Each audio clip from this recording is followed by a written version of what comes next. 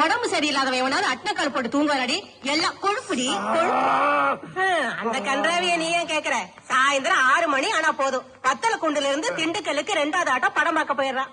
காலையில வர்றான், திங்க வேண்டியது தூங்க வேண்டியது, மறுபடியும் படம் பார்க்க போயிடுறான். அதுலயும் எம்ஜிஆர் படம் விடவே மாட்டேங்கிறான். ஒரு படத்தை ஒரு மனுஷன் ஒரு தடவை பார்க்கலாம், 2 தடவை பார்க்கலாம். இந்த பாவி 40 தடவை பாக்குறாண்டி. 10 மாசம் சுமந்து பெற்றதுக்கு 10 பைசா கூட பிரயோஜனம் இல்ல. சரியான பொழுதுபோக்கு. ஏதோ அந்த கூறுகட்ட மனுஷன் 4 ஏக்கராவை விட்டுட்டு போனனாலதான் அதுல வர்ற நெல்லையும் கம்பையும் வச்சு இவனுக்கு ஆட்டு கொட்ட, அதையும் தின்னுட்டு கோழி மாடு மாதிரி திரியிறான். அதுவும் கோழி குழம்பு இல்லாம திங்க மாட்டாரு மைனரு.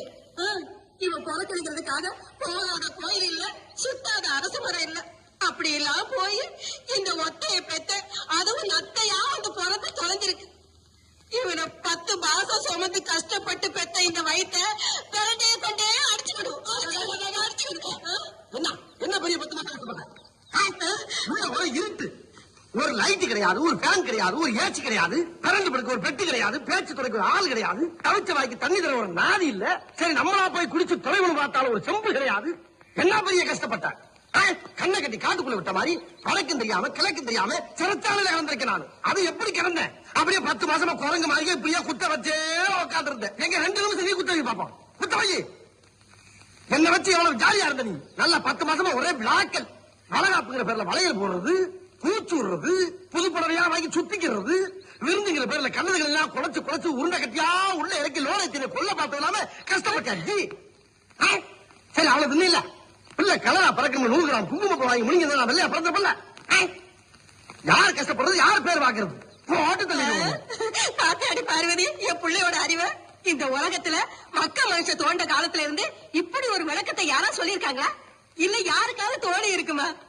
இவ்வளவு சிந்திச்சுக்கிட்டானே இந்த பயப்புள்ள இந்த வயத்துல கிடந்திருக்கா.